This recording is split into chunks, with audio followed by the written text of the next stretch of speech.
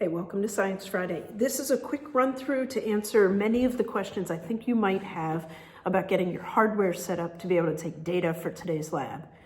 You're going to need the sensor cart and all the rest of the equipment and a computer. Make sure you've leveled the track, and I've connected the sensor cart here, and here's where we're going to go in here. Let's see, I'm working in mirror.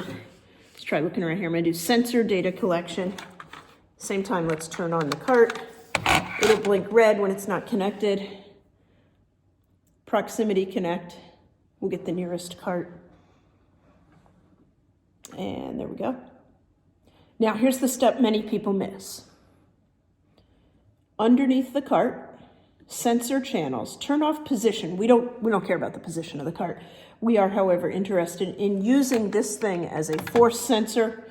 So now that I've done that, turn on the force channel here, turn off the position channel. And just put that extra close for you to see. Boom, that's the one change.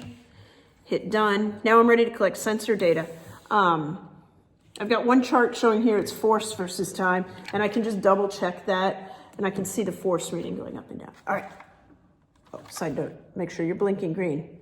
Okay, other thing you want to do, before I use this cart at all, I want to set the cart, just let it still, don't put any force on this front hook, and zero the cart.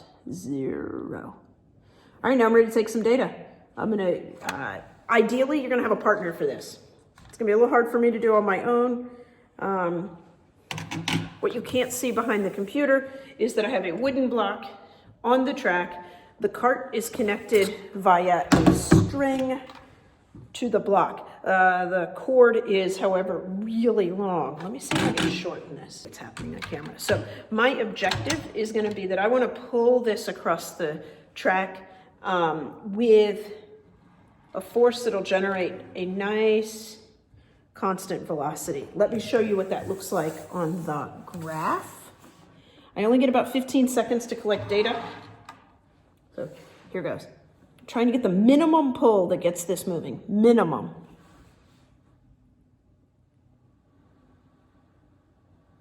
I hope I hit collect.